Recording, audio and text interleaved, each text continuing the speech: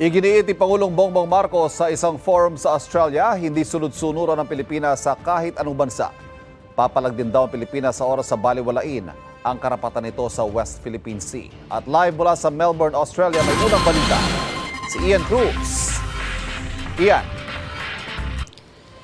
Ivan, pasado alas 10 na ng umaga dito sa Melbourne, Australia. At sa mga sandaling ito, Ivan, ay gumugulong na yung mga ilan sa mga morning schedules ng Pangulo gaya ng pakikipag-usap niya sa ilang mga negosyante dito. At sa isang forum nga ng isang think tank dito ay tiniyak nga ng Pangulo na hindi sunod-sunuran sa Amerika ang Pilipinas. Ang ginagawa daw niya at pangunahing mandato ay protektahan ang ating mga teritoryo. Ang China naman, handa raw nating kausapin. Ngunit tayo'y magpupushback sakaling baliwalain nila ang ating soberanya at karapatan. Sa kanyang pagsasalita sa forum na inorganisa ng think tank na Lowy Institute sa Australia, inilatag ni Pangulong Marcos ang posisyon ng Pilipinas pagdating sa pakikipag-ugnayan sa China. Our independent foreign policy compels us to cooperate with them on matters where our interests align, to respectfully disagree on areas where our views differ, and to push back when our sworn principles, such as our sovereignty, our sovereign rights, and our jurisdiction in the West Philippine Sea, are questioned or ignored. Tinanong din dito si Marcos kung bakit siya umano nagpalit ng posisyon sa pagharap sa China kumpara sa nagdaang administrasyon.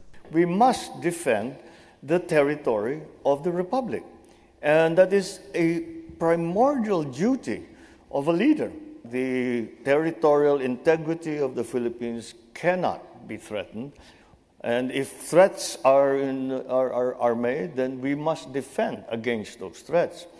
And it's for me, it's almost, as I said, it wasn't a matter of policy choice.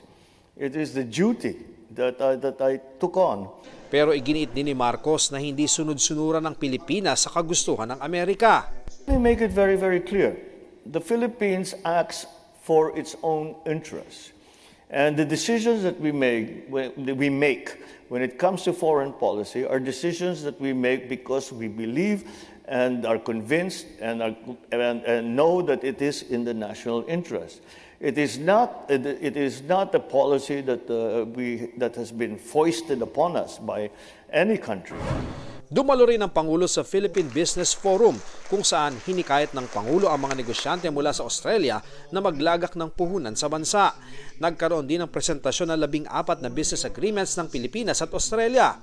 Sabi ni DTI Secretary Alfredo Pascual, nasa $1.53 billion ang investment na ito ng Australian business sa Pilipinas. May bilateral meeting naman ang Pangulo at Cambodian Prime Minister Hun Manet. Kabilang sa napagkasunduan, pag-aralan pa ang pagpapalakas ng kalakalan sa agrikultura, partikular na sa bigas.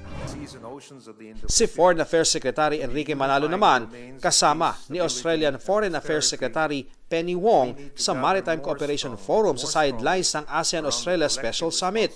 Iginit niya ang pagsunod sa rule of law sa pagresolba ng sigalot sa South China Sea.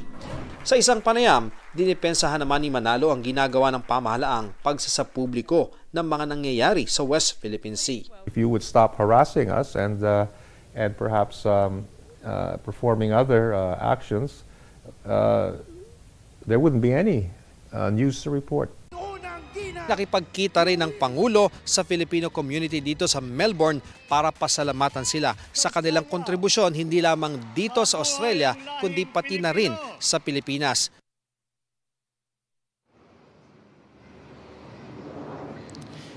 Ivan, mamayang hapon dyan o gabi dito ay inaasahang dadalo ang Pangulo sa official welcome para nga sa mga leader ng ASEAN at ng Australia at magkakaroon din ng dinner ang mga leader ng iba't ibang bansa. At inaasahang marami pang dadaluhan na mga forum at meetings ang Pangulo sa maghapong ito. Balik sa iyo, Ivan. Iyan, bukod sa mahalagang issue ng West Philippine Sea, ano pa kaya mga inaasahang matatalakay ng Pangulo sa ASEAN Summit?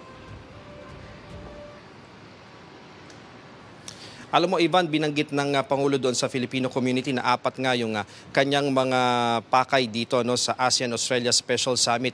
Kabilang na dyan yung regional security. Kaya naman nais niyang hikayatin yung ating mga kapitbahay na bansa na magsama-sama para sa rule of law at sa pagtalima sa United Nations Conventions of the Law of the Sea. Para nga dyan sa sigalot sa China at dyan sa ating mga kapwa claimant na mga bansa. At syempre yung people-to-people ties, yung pakikipag-ugnayan natin doon sa iba't ibang mga bansa, yung pinaigting na kalakalan at syempre yung pagkuha ng iba pang mga investments mula dito sa Australia at sa ating mga kapitbahay din na bansa, Ivan. Maraming salamat, Ian Cruz mula sa Melbourne, Australia. Kapuso, para laging una ka sa mga balita, bisitahin at mag-subscribe sa GMA Integrated News sa YouTube. Sa mga kapuso abroad, samahan nyo kami sa GMA Pinoy TV at sa www.gmanews.tv.